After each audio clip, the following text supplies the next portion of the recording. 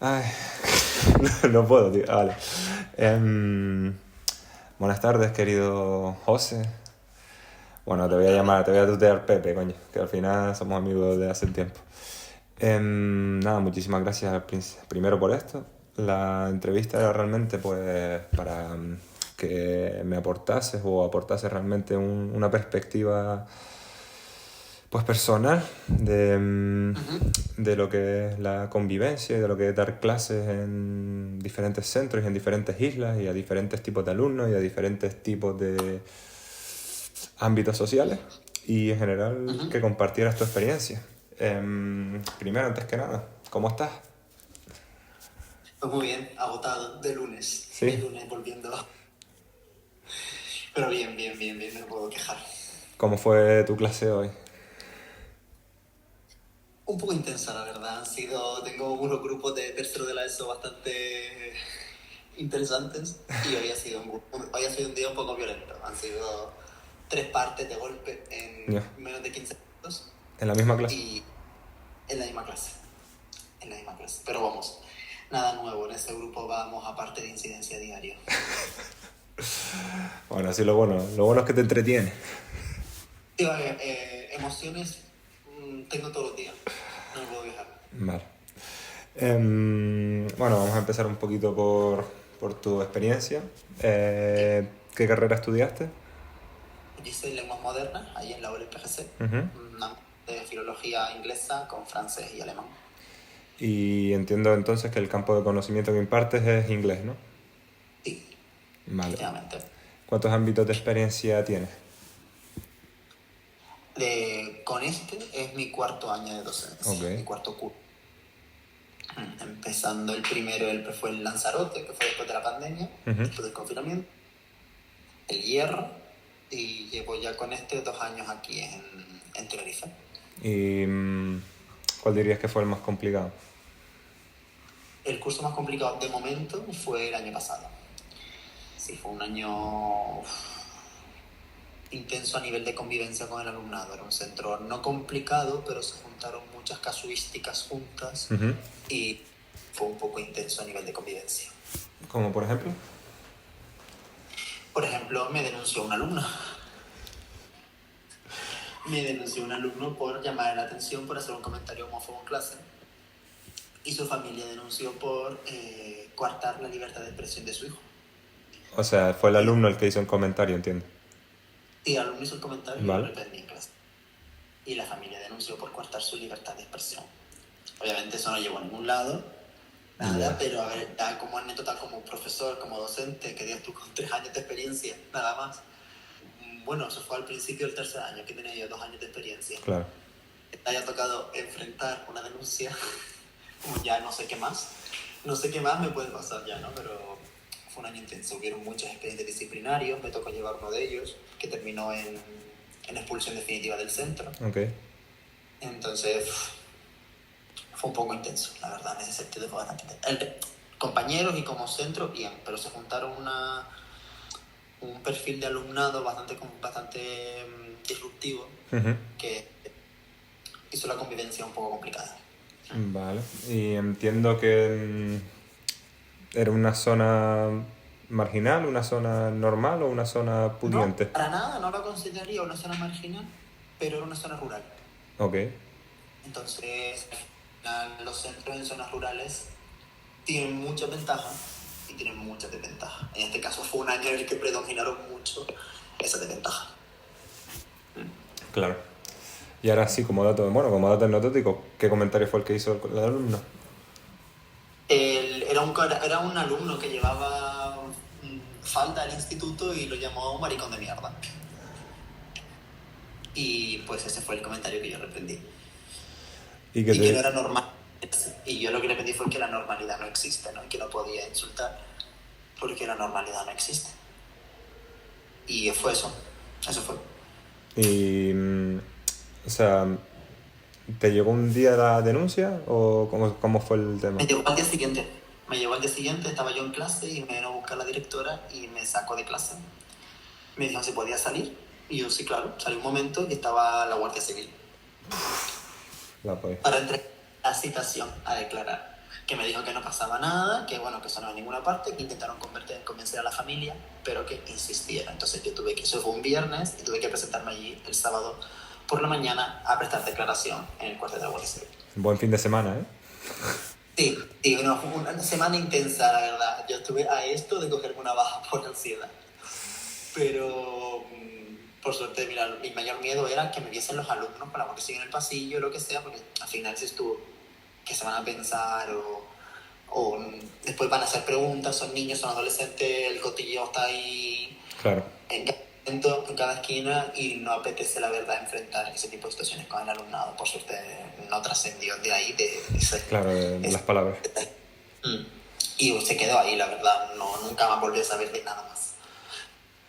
Y dijiste algo interesante, bueno, no interesante, dijiste algo bastante grave, que estuviste a punto de cogerte una baja. ¿Cuál fue el proceso de pensamiento y el proceso vital realmente esa semana?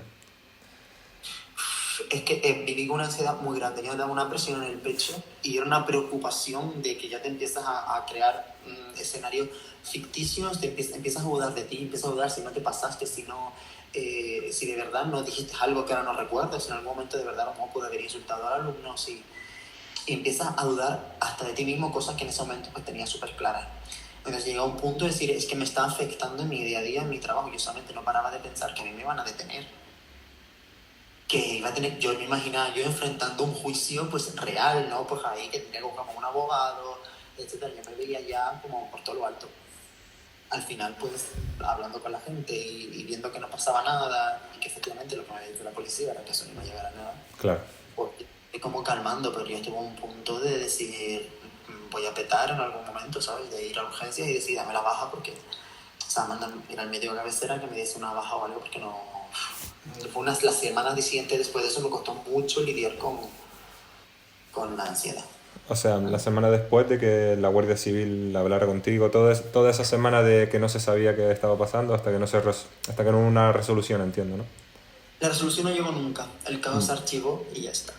Eh, entonces, claro, al final yo según vi que iban pasando el tiempo, dije, bueno, pues esto obviamente, ya fui como recuperando la cordura, por decirlo de alguna manera, ya empecé como a dejar de montarme escenarios ficticios Ya. y dije, vale, seamos lógicos, esto no va a llegar a ninguna parte. Entonces, ya empecé como a calmarme y no llegó nunca. El caso se archivó, me notificaron con el tiempo que el caso había archivado y ya está. Pero no. Después de ese día de yo ir ese sábado a prestar declaración, ya no volví a saber nada más del tema. Vale. ¿Y la relación con el alumno disruptor, podemos decirlo así de manera técnica? Se mantuvo cordial y ya está. Me negué completamente a darle información a las familias, yo me negué a hablar con ellos, que había una denuncia interpuesta, usted y yo no podemos hablar, sino por medio de mi abogado. Se acabó. Entonces, información que querían, ellas me escribían y yo ignoraba sus emails completamente. Me escribían para pedir información de la evolución de su hijo en clase con respecto a la materia. Pero yo lo ignoraba completamente. Si querían información, tenían que pedírsela a la tutora me lo transmitía, yo informaba a la tutora informaba a las familias. No teníamos contacto directo. Joder. Y con el alumno, pues, relación cordial en clase, de tú ahí y yo aquí, te comportas, y se acabó y ya está. Pero fue una familia que ocasionó bastantes Problemas, problemas durante el curso. pero O sea, contigo y con otros profesores. con otro profesor y con el alumnado también, con el alumnado del centro. Ok. Sí. Bueno, entiendo que podríamos decir que esa es tu peor experiencia. Totalmente. Sin duda, ¿no? Yo creo que he alcanzado el pic, ¿no? Yo creo que ya no encontré nada peor. Algo peor que esto ya, yo creo que ya no me encontraré. Claro, es que encima se queda como una mancha, se queda como algo que siempre te persigue y... No olvidas nunca tu primer día frente al aula, no olvidas nunca una denuncia. Qué va, tío. Tiene que ser una locura. Pero Bueno, lo importante es que, como se suele decir, ¿no? Todo pasó bien. todo pasó, salió bien, obviamente, pero no te imaginas nunca que te vas a ver en esa situación, la verdad. Pero bueno. Claro, porque al fin y al cabo lo que haces es actuar un poco de manera lógica. Tampoco piensas que tus palabras van a tener tanta repercusión porque tampoco la tienen. O sea, el niño lo hizo mal y ya está mal hecho. efectivamente. Y después cuando lo pensé bien y fui a hablar, salió el tema con jefatura, ¿no? Porque al final, después ya entra dirección también a tratar el tema y demás, pues yo se lo dije, y yo no sé nada para esto, pero yo no retiro mis palabras. Claro. Y yo, mañana, si esto se repite, mañana lo vuelvo a decir, y si pasado mañana tengo que volver a prestar declaración, pasado mañana vuelvo a prestar declaración. Pero delante mía no va a hacer esos comentarios, ¿sabes? Entonces, no, aunque yo dudaba de que no sabía lo que iba a pasar, yo tenía claro desde el principio que yo no retiraba lo que había dicho. Tenía claro lo que había dicho, no lo retiraba y lo volvería, y lo hubiese vuelto a decir y lo hubiese vuelto a llamar la atención si se hubiese repetido el incidente. Que es un poco irrisorio cuando lo piensas, que por un niño encima que diga una expresión de esa manera, que bueno, puedes decirlo en algún tipo de contexto de risas y fiestas, todavía puede ser pasable, pero que se diga de una manera tan directa, soez Claro, y agresiva, ¿sabes? Que encima venga el padre y te diga que le cortas la libertad de expresión. O sea, imagínate, cuando la libertad, tú no puedes ampararte en la libertad de expresión para atacar a otra persona, para insultar, ¿no? Porque ¿dónde queda la libertad de expresión en este caso? Pero otro chico vestirse como quiera, eso parte de su libertad de expresión. Pues, no sé, la verdad. Pero bueno, bueno, pasó y ya está. pasó, ya está, lo viviste, lo has expresado.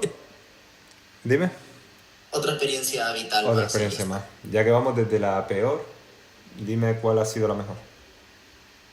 La mejor también puede verse tranquilamente el año pasado, primer año, fue mi segundo año como tutor. Mi ¿Vale? primer año como tutor fue mi primer nombramiento, fui tutor de segundo de bachillerato, la verdad que fue muy gratificante. Buah, segundo de bachiller, joder. Fueron muchas risas, es una relación diferente porque ya hay alumnado que tiene 18 años, 19, yo tenía 24, ¿sabes? Entonces es una relación diferente, es casi de colegueo. Yo daba clase y me pasé igual este año en bachillerato y se callaba todo el mundo. Ya está, era empezar a hablar y eso era silencio. Y era maravilloso porque yo podía dar lo que tenía programado para 55 minutos, lo daba en 40. Claro. Y después se generaban debates, hablábamos. Entonces se construyó una relación muy guay, muy bonita, donde después nos fuimos a celebrar que habían aprobado. Recuerdo que me dijeron de bachillerato, los que ya tenían 18 años, cuando pasaron la PAU y todos entraron a la carrera que querían, nos fuimos a celebrarlo y recuerdo que nos fuimos de chupitos, ¿no? Ya había acabado el curso, en julio ya, yo todavía estaba en Lanzarote. Y dijeron, profe, venga, que te invitamos a unos chupitos y tal. Y yo pensando que era coña, pues con la coña, pues quedamos 10 alumnos y yo, que eran los que ya tenían 18 años, y efectivamente nos fuimos de chupitos a brindar que habían tenido un nuevo curso y todavía estoy en contacto con ellos y fue una experiencia muy bonita. Por otro lado, el año pasado también fui tutor de primero de la ESO y completamente diferente. Claro. Es casi paternal. Claro. Le me llamado papá en el aula, fue con ellos. Estar muy cerca de estar muy cerca de la educación primaria, es una relación muy diferente con el alumnado. Fácil de llevar, también el sentido de la disciplina se lleva fácil en primero de la ESO. Claro. Porque niños, pero tienes que construir una relación muy cercana con ellos. Muchos tienen problemáticas, tienen unas problemáticas familiares que tienes que tener en cuenta. Y jolín, cuando acabé el curso, bueno, no sé si lo viste, yo recuerdo que lo subí a una foto a Instagram, ¿no? De, jolín, me empezaron a traer regalos y yo dije, tenéis que parar, que de verdad paren, que mira, con que me regalen una caja de bombones entre todos, yo me doy ya por regalar una fotito con ustedes y yo soy feliz, ¿sabes?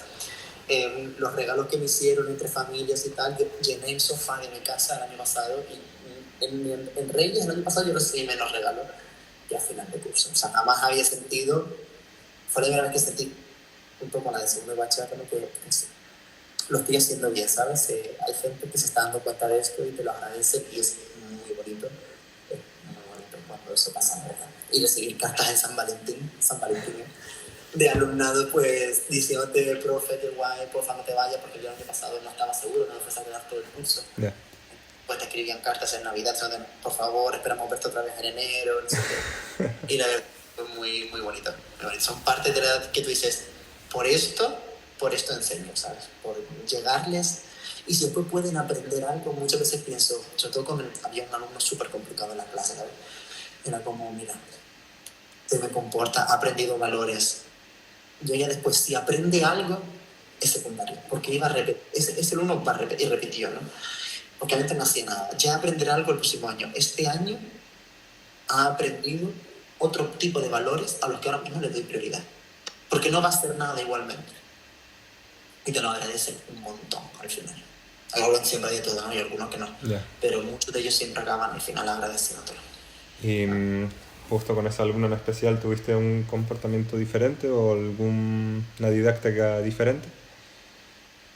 Con ese alumno tuve que aprender a... O sea, era... Al final, yo supongo que también puede ser cuando llevas muchos años en la enseñanza, llega un punto que cansa, ¿no? Ya.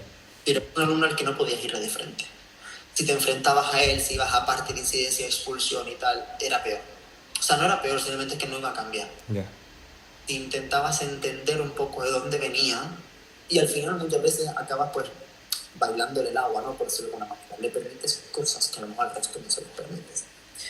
Pero yo tenía compañeros a los que ese alumno se subía en las mesas. Se subía el alumno en la mesa y me llamaban al profe de guardia a ver qué podían hacer por él, que se lo llevasen a dirección, expulsado, con un parte, tal.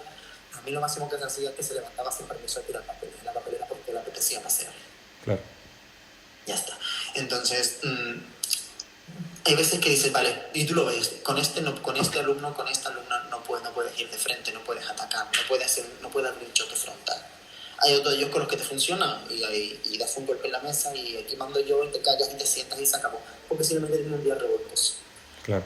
Pero hay otro tipo de alumnado que dices, vale, este tiene otra problemática. Y efectivamente tiene otra problemática en casa de, bueno, absentismo familiar total, prácticamente la familia era inexistente. Como rol, ejercía el papel, vamos, mínimo. Entonces al final le vaya para la atención a gritos. Claro. Entonces, muchas veces era casi darle cariño. Lo que hace falta. Claro. Al fin y al cabo, entiendo que es complicado llegar a los 30... Bueno, una pregunta. ¿De qué cantidad de alumnos estamos hablando en ambas clases? Excepto en primer año, que fue por el tema del confinamiento y se redujeron los ratios a la mitad. Ya. Yo ahora tengo 27, 28 alumnos por aula. 30 en alguna de ellas. Y el año pasado era más o menos igual. Claro. Y al fin y al cabo también es que en función del número de casos que te toquen es más complicado o menos, pero tener que dar 30 alumnos y tener que a lo mejor coger las idiosincrasias y la maleta que traen de casa ya solo de uno carga, imagínate hacerlo de 5 o 6, tiene que ser... Se complica. Vale. Se complica mucho, porque son 30 alumnos, cada uno son 30 realidades diferentes, claro. 30 formas de aprender. No hay manera en que yo pueda atenderlos a todos. Yo solo he terminado el temario completo el año que estuve en Lanzarote, porque tenía 15, 14 alumnos por aula. Claro. Ahí yo podía resolver dudas y venga, vamos, y podía dar el temario. Y di el temario, cumplí con los objetivos y demás completos. No he vuelto a conseguirlo. Porque no puedo, con 30 alumnos en el aula yo no puedo. O sacrifico la atención o sacrifico el currículum. Y al final acabas siempre sacrificando el currículum, porque los alumnos demandan esa atención. Es que es lo más importante. No lo más importante, Efectivamente. diría yo que es lo menos importante. Cuando te centras solo en el contenido, terminas quitando la parte vital del hecho del profesor, que es de estar ahí, o sea, de aportar al alumnado. Lo deshumanizas mucho. Yo en el año después del confinamiento yo me salté muchas veces la norma de distancia con el alumnado. Yo no entiendo esta profesión sin cercanía. Porque para eso pones un robot en el aula. Y había alumnado que tenía en Lanzarote que de verdad le hacía falta de vez en cuando, le hacía falta un abrazo. O te venía llorando contando sus problemas en casa. Y me lloraban. Me sacaban al pasillo y hablaban y me lloraban. No tenía nada que ver con la clase, pero les inspiraba confianza y te lo contaban. En ese momento ese alumno necesita un abrazo porque está confiando en ti. Entonces, si tengo que sacrificar algo, tengo claro que siempre va a ser el temario. Estoy de acuerdo contigo, la verdad. Ahí en ese aspecto estoy de acuerdo, porque el temario al fin y al cabo puedes aprender más o puedes aprender menos, pero si lo que aprendes son unos valores y un respeto, estás más preparado para aprender y para escuchar que realmente si se te trata de imponer algo o se te trata de venir aquí a dar algo porque, bueno, tiene que darse y ya está. Y el temario al final es algo que al final no va por... El currículum va por objetivos, ¿no? Y los objetivos son objetivos de etapa. Y estamos en medio de la ESO, todavía tiene hasta tercero para alcanzar esos objetivos. Y a lo mejor, por el apoyo que tiene ahora, el próximo año es más capaz de centrarse y de conseguir los objetivos. O tiene que repetir porque le falta madurez y consigue los objetivos. Que ahora mismo lo que necesita es esto. Y da igual que, no, que le des, que tú no se lo des, lo va a seguir necesitando. Y mientras sea eso lo que necesita, es que no te va a dar más que sí. Ya. No va a dar más en el aula porque tiene otro tipo de problemática. Al fin y al cabo, el cerebro, cuando encuentra una cosa en la que centrarse, no ve más allá, entonces, hasta que no lo suelte. Efectivamente. Ok, a ver. Interesante esta cuestión. Vale.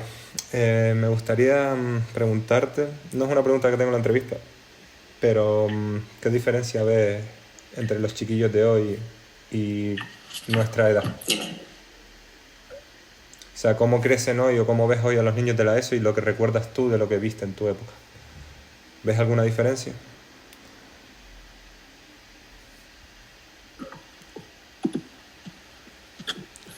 Te caíste. ¿Puedes repetir la pregunta? Sí. ¿Qué se me ha cortado un montón la... No pasa nada.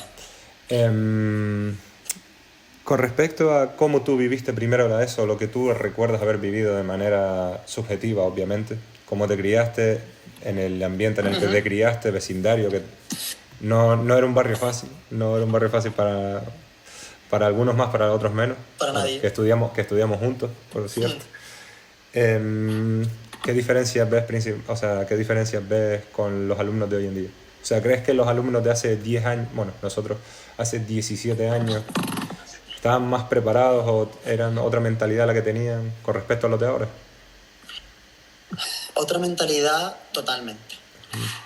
Totalmente. Igual que ahora les envidio, porque por ejemplo en el tema de aceptación de la diversidad sexual está mucho más avanzado de lo que estábamos nosotros. ¿Vale? Ahora no veo alumnos, algunos siempre hay, ¿no? Pero en términos generales no veo alumnado reprimido con respecto a su sexualidad. Los veo ya muy libres desde pequeño. Siempre con apoyo en casa, si no es de los dos padres, siempre al menos hay uno que apoya incondicionalmente y eso sale adelante. Pero con respecto al nivel académico, a su desarrollo, al desarrollo académico, al cómo están en el aula, a su manera de relacionarse a veces incluso con el profesorado y con el sistema, completamente diferente y sobre todo empeoró mucho después del confinamiento. Claro. El alumnado se acostumbró a que se aprobó por la cara, ¿no? Por así decirlo, se aprobó muy fácilmente sin hacer prácticamente nada. La familia se mal acostumbró también a que el profesor iba a estar constantemente encima, mandando tareas y demás. Y ahora las manías son buenas de coger y difíciles de quitar. Hay un problema. Y sobre todo también porque nos estamos encontrando con alumnado que es hijo de gente sino de nuestra generación, de solamente un par de años mayor. Sí, ya poco quedan ya para darle clase a los de nuestra generación, exactamente. A lo mejor solamente con 10 años más, que yo no creo que hubiese mucha... Que con 10 años más a nosotros ya había diferencia, ¿no? Sí. Entonces, son gente que se rebeló un poco contra el sistema de obediencia en el aula y se lo han inculcado a sus hijos. Y cuesta mucho más ahora que antes llevar un aula. Claro. Las leyes, en 10 años hemos pasado por 3 leyes educativas diferentes. Nosotros fuimos LOE, pasamos por LOMCE, ahora LOMLOE, y va decreciendo mucho la autoridad en el aula. Es muy difícil mantener un orden, y ya no por el alumnado, ya es que ni siquiera es por mí, pero es que impiden el derecho del resto de compañeros a recibir una educación. Entonces, no se está prestando atención tampoco a ese alumnado, porque a mí me dan herramientas de control en el aula, pero tampoco me das otra solución. El alumnado va a poder, el alumnado que no quiere estudiar, que solamente quiere trabajar, sigue teniendo que haber repetido una vez de 15 años para en segundo de ESO mínimo para poder acceder a una FPV. Y eso iba siendo así desde que estábamos con la LOMLOE. Entonces, me quitas herramientas, pero no me das otras. Me dejas prácticamente desnudo en ese sentido. Entonces, es parado con nosotros, Sí, hay diferencia en eso, en la actitud en el aula, en la actitud hacia la educación, hacia el esfuerzo, hacia el trabajo, hacia, decir, hacia la toma de responsabilidades, porque si ya nosotros a veces era como depuramos esas responsabilidades, ¿no? De, bueno, si puedo, es culpa del profe y tal, ahora es mucho peor. Ahora de verdad es mucho peor. Pretenden que esté el otro día, el viernes tuve que cabrear mucho con tercero de la ESO, porque ninguno de ellos, 2 o 3, recordaban que teníamos examen. Y lo cambié para ayer lunes. O sea, el viernes tenías un examen. Tenía un examen en writing, en este caso, con producción escrita. Como vinieron un par de ellos que no, lo cambiaron para el lunes. Un par de ellos no, los dictes que eran 20. Dice, no, es que no estaba apuntado en el calendario del aula. Y yo, pero es que eso no es mi deber. Eso es deber de ustedes, del delegado, quien sea, de apuntar en el calendario del aula los exámenes. Y si no están ahí... Pepe, se fue un poco el internet. Se te fue muchísimo el internet.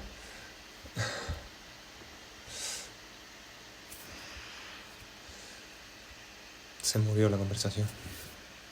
Bueno, después de algunos problemas técnicos, te tenemos en versión vertical, lo cual hace que se vea todavía un poco más, muchísimo más tu atractivo, todo lo que puedes aportar como persona. Ya no solo como persona a nivel docente, sino físicamente. Mira qué guapo estás.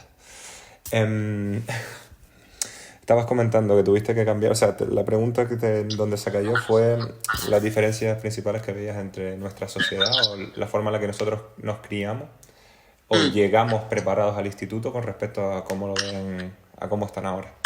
Y comentaste sobre todo que estaban un poquito más infantilizados, un poquito menos responsables de sí mismos y menos, ¿cómo se puede decir? Independizados. Sí, totalmente. Y además que si no les das el gusto, casi que se van a enfadar más. En vez de tener la disciplina o tener ¿cómo podemos decir? Joder, tío. Lo siento, no quería decir joder. La mentalidad de decir, che, yo pues lo estoy haciendo mal, o sea, tengo que cambiar esto. Es más bien al revés. No tienen actitud crítica para nada y la cosa peor es que tienen un apoyo en casa, claro, con el cual ellos se sienten muy poderosos. ¿Qué pasa? Que esto al final está llegando ya no a primero de eso, está llegando. Este alumnado no sabe redactar, no sabe... Quiero decir, se han acostumbrado tanto, por ejemplo, a la tecnología, algo que nosotros en verdad tuvimos acceso, claro. Sí, pero nosotros no lo vimos en el aula hasta bien tarde. Ahora la tienen tan fácil ya desde la primaria, claro, que no saben hacer nada si no es con... Yo he tenido que enseñar el segundo de la ESO a poner una arroba en un teclado. Entonces, hazte una idea de que sí, con el móvil me haces virguerías, pero después te pido que me justifiques el texto en Word, que no me puedes hacer una redacción en Canva, que me tienes que hacer en Word, me lo tienes que convertir a PDF. Y he tenido que proyectar yo uno y hacer un ejemplo de cómo se convierte un texto a PDF, que es archivo, que no saben que tiene que ir a archivo, guardar como y la extensión, pues PDF. No, te estás hablando en chino. O sea, sí, la tecnología sí, pero no la estamos aplicando bien.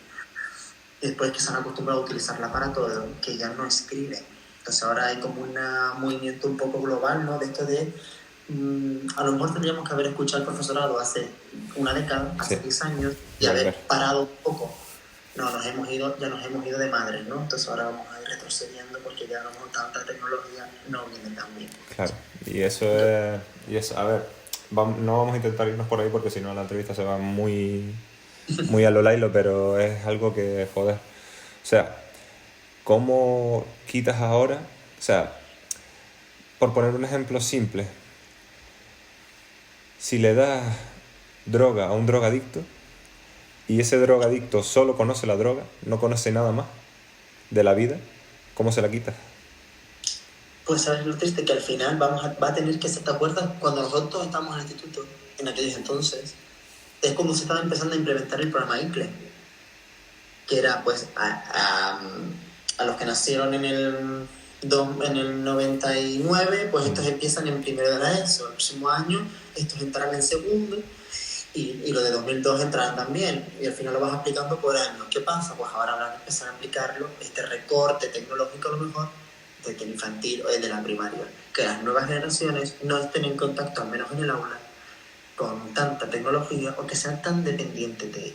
Porque al fin y al cabo ya cosas manuales pues hacen menos y eso al final afecta su desarrollo cognitivo y su desarrollo de su propio cuerpo, su propio desarrollo motriz.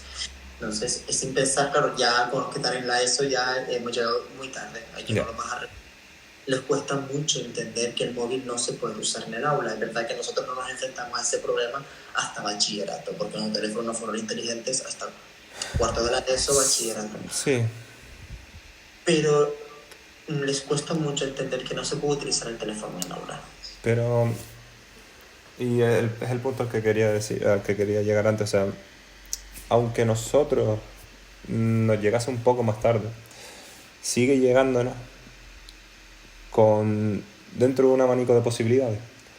Te quiero decir, nos criamos sin eso, o nos criamos con una utilidad muy vaga de eso, tipo escuchar música y grabar vídeos, sacar fotos y compartirlas y verlas con nuestros amigos directamente allí en persona, todo físico siempre, todo un contacto real. Pero claro, cuando no te crías con eso, cuando no tienes un set de herramientas sobre las que usar, sino tienes un martillo y tienes que usar un martillo pues para poner un clavo y para quitar la pata de una mesa y para poner una baldosa, cuando solo tienes la tecnología y solo has crecido con la tecnología, o sea, se están dando casos de pibes que no saben ni escribir, no saben ni... O sea, tanta tecnología no saben ni eso, ni usar el ordenador. No, o sea, saben estar en, a lo mejor, redes sociales, saben estar en juegos, saben jugar muchísimo, saben quedarse hasta la madrugada enganchados. Pero no saben... ¿Pero? Pero no saben mandar un email. Pero no saben mandar un email, pero no saben comunicarse, pero no saben escribir con una lógica. No saben buscar en internet, que es lo más grave. Les he tenido que enseñar a buscar en Google. ¿Por qué? Meten en Google como... Les pido que busquen información. Yo les doy una pregunta. Pues meten la pregunta tal cual. No saben que Google funciona con... Pues yo qué sé, meten las palabras clave nada más y va a dar una lista. No. Y meten todo. Entonces lían al buscador. Les he tenido que enseñar a utilizar, atento a esto, que a nosotros algo a nosotros tanto nos prohibieron, les he tenido que enseñar a utilizar la Wikipedia. Sí, imagínate la Wikipedia. No usan Wikipedia, esa herramienta que nos demonizaron a nosotros. Sí. Y no está tan mal, lo que no podemos utilizarlo para, obviamente, como punto de partida, está bien. Después asegúrate de eso, busca fuentes, etc. ¿Vale? No saben buscar en Wikipedia. Muchos de ellos no saben lo que es Wikipedia. Yeah. Sí. ¿De dónde estamos? ¿En qué punto estamos? En el punto de que llegan a segundo de bachillerato cometiéndome... A mí me cometen errores de escribirme el sujeto AE. Yo, en primera persona, me lo escriben en minúsculas. No saben lo que son las comas, los puntos, redactan mal, no expresan bien sus ideas. Y ese alumno está llegando a la universidad. Porque ya, como te imaginas, nunca en la universidad siempre hay como un gran filtro. Mentira, ese alumnado está llegando a la universidad. Y la universidad también está demonizando el valor de la educación y el valor realmente de lo que quieren inculcar ya... O sea, ya es que puedes entrar de cualquier manera. O sea, vale que allí dentro a lo mejor te estampes, pero ya cuál es el sentido de llegar. Si no se está dando no, es que no se están dando, o sea, se está... digamos que prostituyendo la educación, o sea, dejando que salga todo y ya está, y que no, realmente nada importa. Sí, no, ya no hay diferencia, ya no hay... Se está desvirtualizando tanto que yo no sé dónde nos veremos de aquí a 10 años más, pero bueno, esperemos que sea una tendencia que se vaya corrigiendo lentamente. La nueva ley educativa, que tiene tantas fallas, tiene cosas buenas, pero aquí hay muchas cosas que corregir todavía. Yo la hemos tenido que estudiar, me la he mirado por encima, pero sigue siendo un poco de pan para hoy y hambre para mañana, porque sigue sin tocar ningún tema troncal, y el tema más troncal puede ser las ratios de profesor-alumnado, que bueno, ya, o sea, da igual todo lo que quieras poner, da igual todo lo que quieras aportar, no puedes. Entonces, No se puede. No, no, totalmente no se puede. Pero claro, lo más que tocar la ratio implica tocar los bolsillos, porque implica posiblemente doblar plantillas. Entonces eso no gusta, eso ya no hace tanta gracia. Pero claro que lo saben, llevamos años diciéndolo, que llevo desde mi cuarto año, ¿no? Pero lleva el profesorado con este problema muchos años, décadas, ¿vale? Los han reducido las ratios ligeramente, pero que me lo reduzcas en 1 o 2 alumnos, ya ves tú dónde está la diferencia, no ninguna. Luego que las leyes educativas pues tienden a ser muy idílicas, ¿no? Yeah. Cuando uno se prepara la oposición se da cuenta de que esto sí, esto sería perfecto y se podría aplicar sin problema con 15 alumnos en el aula. Si tengo 30, esto es una situación fantasiosa completamente. ya. A ver, realmente las ratios han sido un problema desde que nosotros estudiábamos. O sea, Siempre. recuerdas las clases de bachiller con 35 personas ahí y a matarse. Son una jungla. Sálvese que pueda. Claro. Es que, bueno, vamos a cambiar el tema, porque si seguimos por ahí, esto va a ser una crítica no muy constructiva No, media. constructiva, la verdad. A ver, para ir cerrando con las partes que mi profesora, hola Dara, no sé si lo vas a estar viendo hasta aquí, pero bueno, yo te lo digo, te saludo, que a mi profesora le interesa más, que, bueno, que recuerdas de cuando hiciste el máster del profesorado, ¿qué teoría de la sociología, con qué teoría de la sociología te identificarías más? O sea, ¿con cuál estarías más de acuerdo? ¿El funcionalismo, el marxismo o la weberiana? Entendiendo también que, bueno, puedes estar de acuerdo con un punto de cada, no tienes que estar con una. Sí, a ver, de lo que recuerdo, ¿no? Sí. De cuando hice el máster, por ejemplo, recuerdo que la weberiana, para nada, en principio, si no lo recuerdo mal, simplemente perpetúa, ¿no?, la estratificación social, Sí. en un punto de vista muy, muy bruto, muy brutal. Entonces yo creo que lo mejor sería una mezcla del Marxismo y funcionalismo. del marxismo, exactamente, perdón, y del funcionalismo, porque el marxismo en el sentido de que busca pues ascender en clase social, ¿no? La educación siempre, la típica frase que ha tenido en España, ¿no?, de la educación como ascensor social, Sí. que se ha perdido mucho en los últimos años, No, pero sobre todo con la crisis. ¿te acuerdas de la teoría, eh? Un poco perdió mucho esa función de ascensor social, pero bueno, en el papel todo lo aguanta, Claro. entonces sería perfecto, pero al mismo tiempo el otro nombre. Funcionalismo.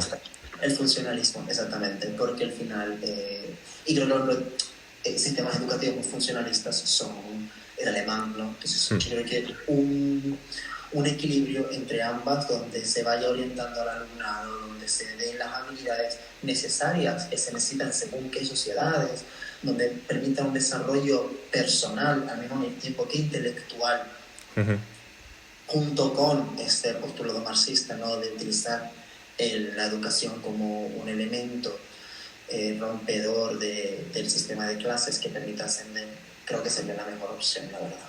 Vale. Bueno, la verdad es que no puedo discutir nada contigo, o sea, te sabes tú mejor el temario que yo. Vale. ¿De qué manera crees que la educación incide en el desarrollo de los individuos? Ya no alumnos, ya no niños, en general.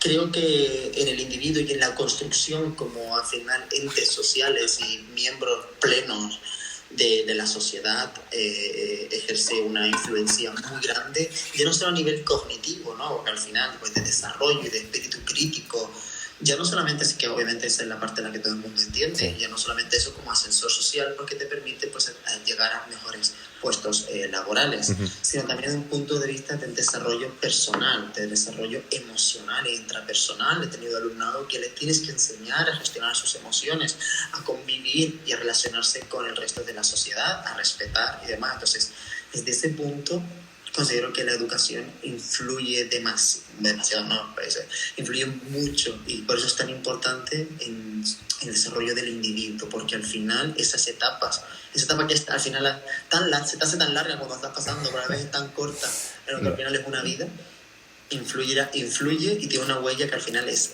eterna, que es decir, va a durarte toda la vida. Y vas a aprender cosas, y vas a aprender a relacionarte con una sociedad, vas a aprender cuáles son los límites, ¿no? Porque al final el alumnado está todo el rato buscando esos límites, quiere conocer cuáles son los límites, hasta dónde puede llegar, ¿no? A aprender a relacionarse. Me parece uno de los aspectos más importantes en los que la educación influye en el desarrollo del individuo. Vamos, al fin y al cabo es la piedra angular de cualquier ser humano, o sea, de la que debería basarse. Y a mí me gusta pensar que mientras más vivas y más te prepares desde más temprano, más posibilidades tendrás, no quiero decir de triunfar, pero de estar preparado para el futuro, de estar preparado de entender las cosas como vengan. Sé que es complicado crecer en ciertos ámbitos sociales o con cierto tipo de alumnado a tu alrededor, pero también si sales de ahí sales más fuerte. Efectivamente, obviamente estamos dejando fuera de todo esto, ¿no?, a un alumnado con una problemática a lo mejor más particular. Obviamente. Pero en términos generales, citando la película de Danny the Dog, dice: cógelos de pequeños y harás con ellos lo que te dé la gana. Y esto es verdad, para bien o para mal. Claro. La cosa es cogerlos y desde pequeños, y añadiéndole a la educación todas las partes que le faltan. Desarrollarlos como personas. Desarrollarlos como individuos totalmente independientes, pero que al mismo tiempo tengan un espíritu crítico y que conozcan la importancia de la sociedad. Claro. Y que aprendan a relacionarse con ella y consigo mismos. Porque siempre se nos enseñó, sobre todo de nuestra generación hacia atrás, se nos enseñó, sí, a relacionarnos con la sociedad, pero no a relacionarnos con nosotros mismos. A gestionarnos a nosotros mismos. Y eso es algo que hoy está un poco más presente en el habla e influye mucho en su desarrollo. Está más presente, pero bueno, no quiero discutir, vale, vamos a dejarlo. Bueno, no, qué cojones, está más presente, pero realmente está presente de una manera útil, o sea, no sé, tío, es que yo me pongo en la piel de ser profesor dentro de unos años y digo, tío, o sea, veo una sociedad completamente hipnotizada, tío. O sea, unos niños completamente hipnotizados detrás de un móvil, de una ente, de algo que no existe. Y sí, está claro que tenemos muchas más herramientas y mucha más mentalidad, y sobre todo esta nueva atacada de profesores o esta nueva generación va a venir con las ideas mucho más sanas de lo que es bueno y no. Pero hasta que eso llegue, o mientras eso pase, ¿qué hacemos con los que están hoy en día? Creo que será otra generación perdida. Nosotros y los que vinieron antes que nosotros fueron una generación perdida por la crisis, y esto es porque parece que estamos experimentando con tantas leyes educativas, estamos experimentando con estas hasta que encontremos pues la que solucionan, porque es verdad que, como tú dices, tenemos muchas nuevas herramientas y eso tiene cosas buenas y tiene sus cosas malas, porque nos estamos usando bien. Entonces son tan moldeables que se están dejando hipnotizar por una realidad que al final es tan voluble, unas noticias no tienen un espíritu crítico suficiente como para estar expuestos a tanto estímulo, que al final les afecta y les condiciona, porque les condiciona mucho. Yo creo que nosotros, por ejemplo, llegábamos más libres, puros, de alguna manera, no más vírgenes, sí, a ese contacto con la sociedad, a lo mejor con la política. ¿Por qué tengo yo alumnos en primero de la ESO diciendo que ellos son de X partido o de otro, enarbolando eslóganes que se han aprendido de memoria porque lo han visto en casa o lo han visto en redes sociales? Ay, Dios. Bueno, y zapatero a tus zapatos. ¿Qué haces tú con 12 años opinando de política? Tú no tienes criterio, pero el problema es que lo ven en casa. Yeah. Porque tenemos ahora, son padres, los que eran de nuestra, los que ahora tienen a lo mejor 35, los que tienen simplemente 8 años más que nosotros. Entonces, no se está haciendo bien. Desde esas generaciones se está haciendo, pues supongo que cada uno hace por lo que puede. pero no se está haciendo bien, como sociedad no lo estamos haciendo bien, porque estamos sometiendo al alumnado a unos estímulos que están teniendo, yo estoy viendo más consecuencias negativas que positivas. Ya, definitivamente. Yo no lo he vivido, pero vamos, o sea, no lo he vivido de manera presente como docente, pero lo he vivido de manera personal y he pasado un largo camino y no me quiero imaginar, por eso siempre recalco el hecho de que no tener otra opción más que solo conocer lo tecnológico o lo irreal. Bueno, no te voy a preguntar la pregunta de qué haría usted porque eso es... ¿Qué coño? Yo qué sé, ¿sabes? O sea, no es que no sea nuestro deber, pero está claro que no se está tomando en cuenta de una manera lógica. No, para nada, para nada, para nada. Y no se está escuchando, al final no se está escuchando al profesor. Sí, a quien debe escucharse como tal. No se está escuchando al profesor, que es el que está en el aula, ¿vale? Porque ya nos sentimos ignorados muchas veces por el propio inspector de tu zona, que sí que ha sido profesor o profesora, sí que ha sido docente, pero imagínate que nos hagan caso en las altas esferas, ¿no?, de la educación.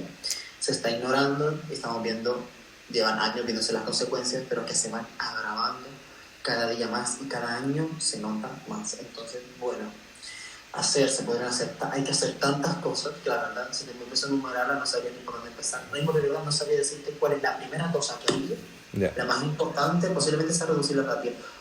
Pero de verdad hay tanto que hacer, habría tanto que hacer y tantas cosas que empezar a meterle mano que... porque al fin, no sé, porque al final yo no sabría por dónde empezar, la verdad. Yo también empezaría primero por ver el problema global e ir desfragmentándolo, a ver poco a poco. Sí. Bueno, lo típico, ¿no? O sea, vas fragmentando poco a poco y dices, vale, pasa esto, pasa esto, pasa esto, pasa esto, solución, no tengo solución, pero si soluciono esto y esto, puedo solucionar esto. Eso es, no es nuestro deber, pero nuestro deber como mínimo será hacerlo con nuestra clase, como ya tú también lo haces. Uno intenta gestionarlo a su nivel, ¿no?, a tu pequeña aula. Claro. Pero muchas veces no puedes con todo. Yo el año pasado tuve un alumno primero de la ESO que no sabía leer ni escribir. Nada. Absolutamente nada. Nada. El alumno que tenía simplemente TDAH, TDA.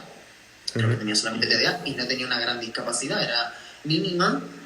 Al final, como en febrero o marzo, tuvo que ser desviado a una aula en clave con alumnos con síndrome de Down.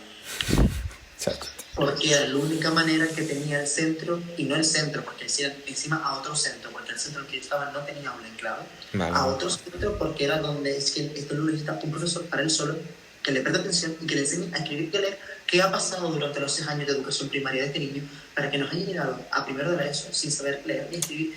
Esto, yo no puedo, primero siendo estricto, no es mi función, yo no tengo que enseñar. Cuando a mí me llegan, ya tienen que saber leer y escribir. Primero no es mi función y segundo, que quisiera encargarme de eso, no puedo con 30 alumnos en el aula. Claro. Con un autista que tenía en el aula, con un TDAH que tenía en el aula. Sí, tenías todas las situaciones de aprendizaje, ¿eh? Para mi aula salía, pero para la OPO. Total. Te presentas a la OPO ahora y apruebas la que quieres. Totalmente. Claro. Vale, vamos a hacer las últimas 2 preguntas porque hay que seguir el guión y ya después hacemos un chip talk. ¿Cuáles consideras que son las funciones que desempeña el sistema escolar? Yo creo que cumple 2 funciones principales. Una básica, una función educativa, que es la que se le atribuye, ¿verdad? Y una función social que no se le atribuye por lo general, no se reconoce, pero que está ahí y casi es la más grande. Y ahí dentro podemos meter función social, función sanitaria, función psicológica, función de salud en general, un montón de veces. Yo de broma muchas veces digo a 2 compañeros de aquí, cuando tengan 10 años de experiencia, a mí me convalidan psicología, sociología, pedagogía. Nada más por la experiencia me tendrían que dar la mitad de esos títulos, porque es verdad, cumples unas funciones de incluso sociales hasta de gestión económica. Muchas veces, por ejemplo, los centros se encargan de gestionar su préstamo de libro y de ver de qué manera se puede ayudar a las familias y tal, porque no hay atención por parte de las administraciones hasta esos puntos. Entonces, al final el centro se ve para intentar sacar ese alumnado adelante. ¿Qué te ves haciendo? Pues te ves cumpliendo funciones sociales que deben estar en manos de las administraciones públicas. Claro. Ayuntamiento, por ejemplo. Entonces, al final, las funciones que yo considero más importantes, la función social, que muchas veces solapa no. Overlap.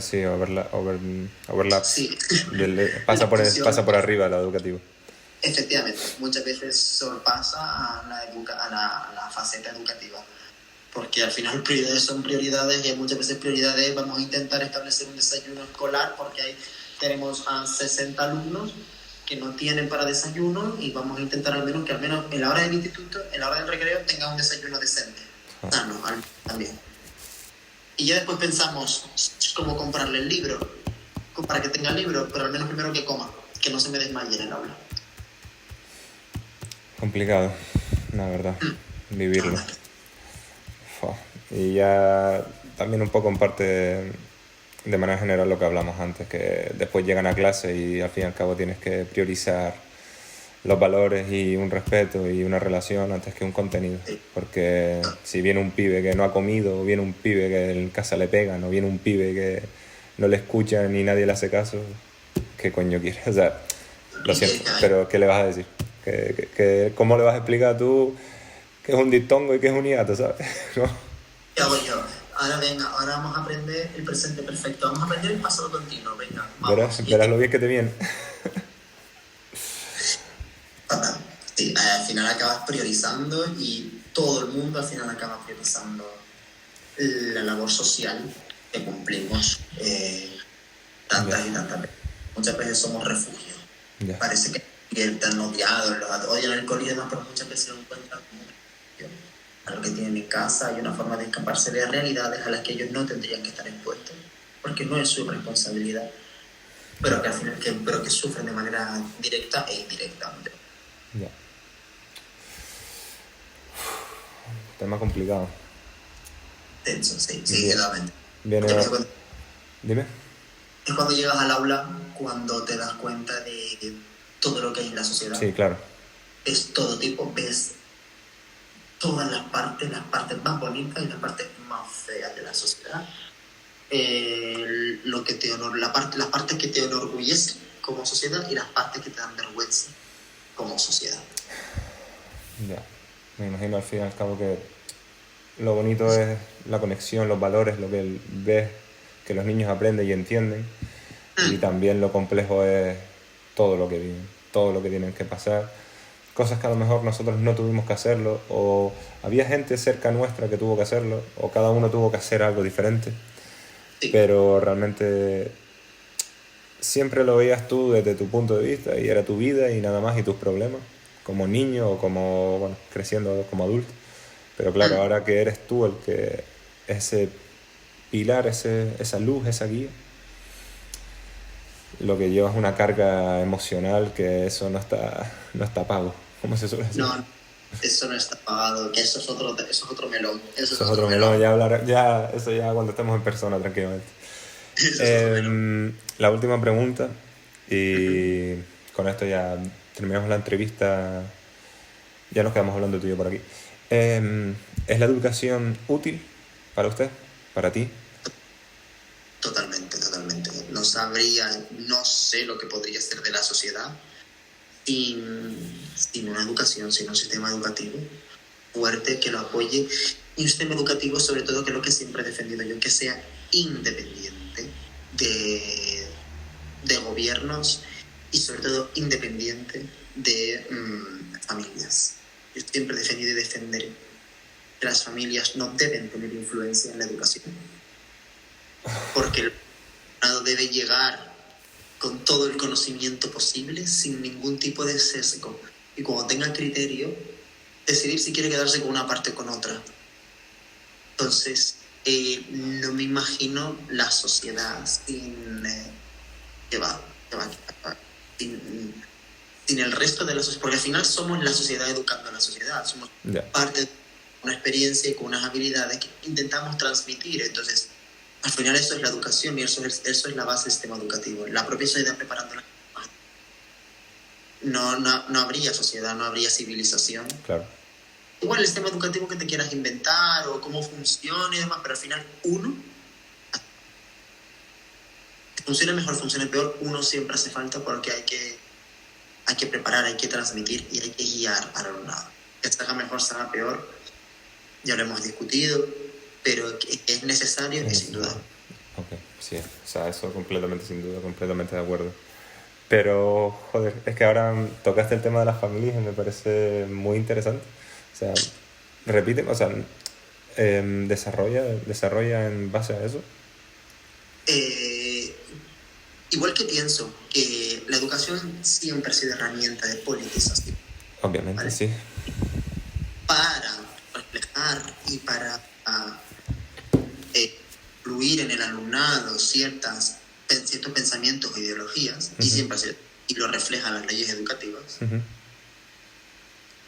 Igual que te opino que eso no debería pasar, da igual el tipo de gobierno que esté, tampoco considero que las familias deban tener poder a la hora de decidir, porque vemos lo que pasa en comunidades como a lo mejor Murcia, donde llegaron impuestos para que las familias pudieran decidir qué tipo de charlas se les daba a... No creo que sea correcto. Las familias no deben de... No, contra dos familias. Pepe, para. Repite, por favor, se te cortó por completo. Las familias no deben tener ningún tipo de... ese tipo de decidir qué materias sí o qué contenidos no se dan a sus hijos. El año pasado, el primer centro que estuve este año, porque estuve 15 días en otro instituto antes de donde estoy ahora, una compañera contándome que es una madre, se había venido a cabrearse con ella, a discutir con ella, y que como le volviera a decir a su hijo que venimos del mono, íbamos a tener un problema. Y era la profesora de biología enseñando la teoría de la evolución. Entonces, claro, si permitimos que entren ideologías en la educación y que las familias puedan sesgar qué parte del contenido quieren llegar a sus hijos, estamos perpetuando, ¿vale?, ciertos comportamientos que debemos extirpar de la sociedad. No estoy hablando de creencias religiosas y demás, porque tú al final puedes ser creyente, puedes tener las consideraciones políticas que tú quieras, etcétera, pero el deber educativo, el deber de educación debe ser proporcionarte todo el abanico de conocimientos posibles que posee la sociedad y darte el criterio suficiente para que tú, sin influencia mía, sin influencia del partido que esté gobernando y sin influencia de tu familia, seas capaz de decidir por ti mismo con qué quieres quedarte, pero después de haberte proporcionado yo todo el conocimiento disponible. Todas las herramientas. Esto es todo lo que hay. Que tú quieras quedarte después con esta parte porque te conviene más, porque te parece más factible, más plausible, o simplemente me parece perfecto, pero tú has llegado a esa conclusión sin mi influencia, sin la influencia de tu familia y sin la influencia de la sociedad. Entonces, ¿cuándo empezamos a escribir el libro para la nueva ley educativa? Yo tengo ideas también. Nos deberían contratar. Total, sí. No es algo que guste, no es algo que guste. Cuando he dicho esto, en general, encuentro muchos detractores de mi opinión. Gente que en general piensa que la familia debe tener. Yo miro a la familia más allá de elegir si te queda más cerca de este colegio o el otro. No debería poder decidir ni una sola materia optativa, ni una charla, ni un contenido transversal. Joder. Porque después empezamos a sesgar según los criterios de los padres, de la familia o de la sociedad. Y eso estamos viendo que es un atraso, pero abismal. Vale. Eso convierte en una sociedad que al final no es capaz de pensar por sí misma, simplemente está dejando influencia por el resto de la sociedad, por su familia, etc. Y ya nosotros considero que somos, que nos costó muchas veces, porque venimos de unas familias, de unas instituciones que pues tenían una influencia y ya nos gustaba y por nuestra propia... Pepe, para de nuevo, que se te está volviendo a cortar. Ya a nosotros nos costó porque veníamos de unas familias que tenían pues una cierta ideología, etcétera. realidades y nos costó a nosotros ya despegarnos de esa parte y Claro. de manera un poco decidir qué parte de esos valores, con qué parte de esos valores nos quedamos y qué otra parte decidíamos que habían evolucionado, si iba a la parte de influencia total sobre este alumnado, de sacar partes de la educación o de la sociedad que no nos interesan para siempre ocultárselas. Yo tenía una madre el año pasado que me escribió porque la trabajadora social le estaba dando una charla de educación. La educación sexual era enseñar las partes de la vagina. ¿Vale? La madre me dijo que eso a su hija le impresionó y que tenía terminantemente prohibido a su hija asistir a todas esas charlas. No le respondí y la hija asistió a todas. Señora, no estamos en Murcia, usted no puede decidir qué charla recibe su hija. Sobre todo porque yo, para asegurarme de que no faltaban, después les mandaba trabajos. Yo tuve, para asegurarme de que asistieran a las charlas, tuve que meter en la programación de mi materia que todo contenido, toda charla informativa, propuesta por etcétera, tendrían parte Una en la evaluación, sí. proyectos de investigación, etcétera. Entonces les obligaba a asistir. Ok. Entonces al final se ve como si le das ese poder a las familias, todos intentan intervenir. Sí, realmente es ese el hecho principal, que o sea, no hay sociedad, no hay niño que no haya crecido sesgado, no hay niño que no haya crecido con una ideología o con unas cosas traídas de casa. El problema es que estamos cada vez dándole más poder a esas casas en vez de quitárselo. Vale. Última pregunta, porque es que ahora como vas dando temas, yo voy sacando temas. ¿Tu opinión ha cambiado con respecto a... O sea, ¿qué opinión tenías antes de empezar a dar clases? ¿Tenías la misma opinión con respecto a la familia? Cuando dabas lo típico, cuando dabas familia y sociedad, como estoy dando yo ahora. No, además, yo no sé cómo está dando ahora, pero cuando yo la di, dije, esta materia necesita actualizarse urgentemente. Porque cuando yo la di, y no me acuerdo el nombre del profesor, la verdad, cuando yo la di eran los tipos de familia de los años 70. No, ahora está actualizada, está muy actualizada. Pero más bien con respecto a eso, o sea, hay una parte de la asignatura también que implica el poder y el... O sea, te quiere dar a entender el poder que tiene la familia sobre los centros. O sea, con respecto a esa parte, ¿tú crees que tu opinión ha cambiado? A lo mejor antes lo veía más positivo y ahora lo ves más negativo, o sí que siempre ha cambiado, ¿no? Totalmente. Con una idea más idílica. Claro. Y a día de hoy siempre lo digo, a mí lo que más me agota de esta profesión no es lidiar con el alumnado, es lidiar con las familias. Y en el centro en el que estaba el año pasado se notaba el poder de las familias. Y si encima coincide que tienes un centro con una dirección un poco débil, entonces las familias al final son las que llevan la batuta de las medidas que toma el centro, etc. Porque simplemente el centro no quiere estar discutiendo, peleando con familias, etc. Entonces, definitivamente, ahora tengo una visión, no creo que sea más pesimista, sino más realista. O sea, tienes tu visión más subjetiva, ya has abierto el abanico, ¿no? O sea, antes veías un árbol, ahora ves pues un poquito más del bosque. No creo que el bosque entero, pero...